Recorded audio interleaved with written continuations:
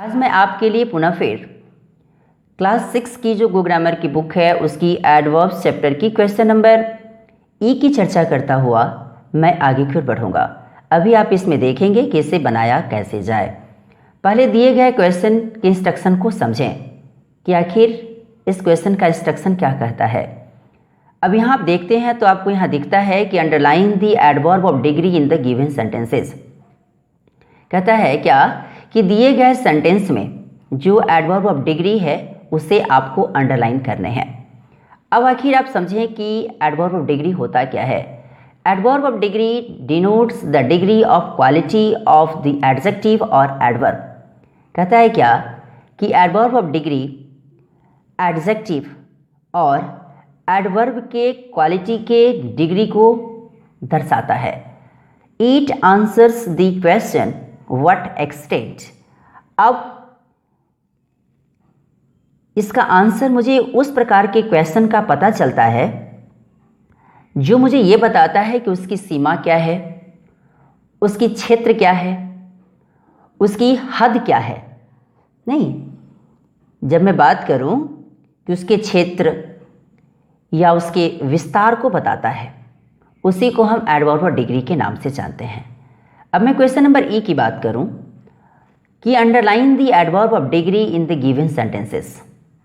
नहीं, अब कहता है क्या है कि एडवर्ब ऑफ डिग्री को दिए गए सेंटेंस में जो लिखे गए हैं उसे आपको अंडरलाइन करने हैं।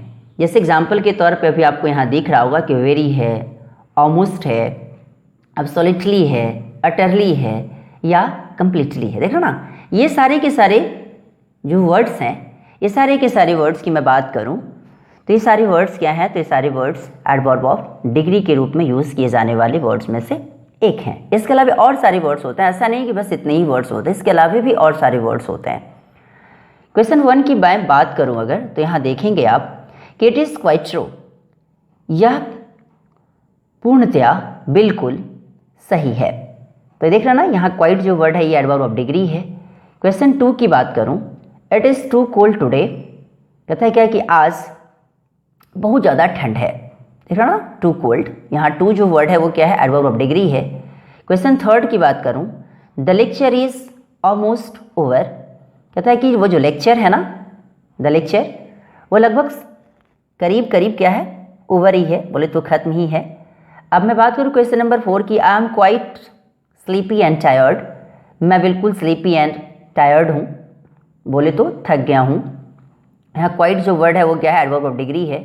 क्वेश्चन 5 की बात करूँ, सी अटेंड्स हर क्लासेस रेगुलरली, कि वह अपनी क्लास नियमित रूप से अटेंड करती है। यहाँ जो देखते हैं रेगुलरली जो वर्ड है, ये रेगुलरली वर्ड क्या है, तो ये भी एडवर्ब ऑफ डिग्री है। I have nearly finished all the work. कहता है क्या है कि मैं अपनी सारा काम लगभग कंप्लीट या फिनिश कर चुका हूँ या कर चुकी हूँ। अब मैं बात करूँ क्वेश्चन नंबर 7 की, यहाँ नियरली वर्ड को क्या माने आप, एडवर्ब ऑफ डिग्री माने। क्वेश्चन 7 की बात करूँ तो you are utterly wrong about her. कहता है क्या कि आप एकदम पूर्ण रूप से, यहाँ अटरली जो वर्ड देख रहे हैं इसका मतलब होता है पूर्ण रूप से, तो यहाँ अटरली वर्ड को आप क्या करें, इसे अंडरलाइन करें। अब यहाँ क्वेश्चन नंबर 8 कहता है कि I am absolutely sure that he is telling a lie. कि मैं एकदम श्योर हूँ, एकदम पूर्णतया, जो यहाँ देखते हैं एकदम या पूर्णतया, दोनों में से किसी एक का भी आप चाहे तो यूज़ कर सकते हैं। I am absolutely sure that he is telling a lie, कि मैं बिल्कुल श्योर हूँ एकदम कि वह क्या कर रहा है, तो वह झूठ बोल रहा है। देख रहा ना, ही इज़ टेलिंग अ लाई। अब मैं क्वेश्चन नंबर 9 की बात करूँ, the weather was fairly pleasant last week. अब यहाँ फेयरली है जिसका मतलब होता है पूरी तरह से या काफ़ी हद तक। आप प्लेजेंट मतलब तो जानते ही हैं, सुखद होता है या मनोहर या मज़ेदार या लुभावना। तो कहता है वेदर जो था ना पिछले सप्ताह में वो पूरी तरह से मज़ेदार था या सुखद था। नहीं, या काफ़ी हद तक सुखद था, ऐसा भी बोल सकते हैं। फेयरली मतलब मैंने अभी क्या कहा, पूरी तरह से या काफ़ी हद तक, दोनों में से किसी एक का आप यूज़ कर सकते हैं। अब इसी के जस्ट अब नेक्स्ट पेज पे चलता हूँ, पुनः फिर क्वेश्चन 10 पे आता हूँ जो नेक्स्ट पेज का क्वेश्चन है। क्वेश्चन कहता है कि these movies are absolutely great to watch. कहता है कि ये सारी जो मूवीज़ हैं, ये सारी मूवीज़ देखने वालों के लिए क्या है, एकदम ग्रेट है। अभी आप यहाँ देखते हैं एब्सोल्युटली जो वर्ड है वो क्या है, तो एक प्रकार का एडवर्ब ऑफ डिग्री है। क्वेश्चन 11 की बात करूँ, he is much richer than what he was 10 years ago. यहाँ जो मच जो वर्ड है, ये मच वर्ड क्या है, तो ये भी एडवर्ब ऑफ डिग्री ही है। क्वेश्चन 12 की बात करूँ, I am very sorry for not attending to your complaint. क्या आई एम वेरी सॉरी कि आपके कंप्लेंट को मैं अटेंड नहीं किया हूँ, इसके लिए मैं बहुत ही सॉरी। अब यहाँ वेरी जो वर्ड है, ये वेरी वर्ड क्या है, तो ये भी एडवर्ब ऑफ डिग्री ही है। क्वेश्चन 13 की बात करूँ, they were utterly confused by the tongue twister. वे लोग पूर्णतया टंग ट्विस्टर के द्वारा कन्फ्यूज किए गए। किसके द्वारा, तो टंग ट्विस्टर के द्वारा कन्फ्यूज किया गया। किनको, तो उन लोगों को, या फिर वे लोग कन्फ्यूज हो गए किसके द्वारा, तो टंग ट्विस्टर के द्वारा। अब मैं यहाँ अटरली जो वर्ड है ये क्या है, तो ये भी एक प्रकार का एडवर्ब ऑफ डिग्री ही है। क्वेश्चन 14 की बात करूँ, as he was hungry he very quickly gobbled up all the food on his plate. अब यहाँ कहता है कि जब वो भूखा था, he very quickly gobbled up all the food on his plate, तो बड़ी तेजी से, बड़ी तेजी से गॉब्ड मतलब होता है निगलना, सारा भोजन जो प्लेट में था या जो प्लेट पर था पूरे के पूरे उसने क्या कर लिया, निगल लिया। यहाँ गॉब्ड अप है, गॉब्ड मतलब होता है निगलना। अब मैं क्वेश्चन F की ओर बढ़ूँ, तो यहाँ कहता है कि use the following adverbs of frequency in sentences of your own.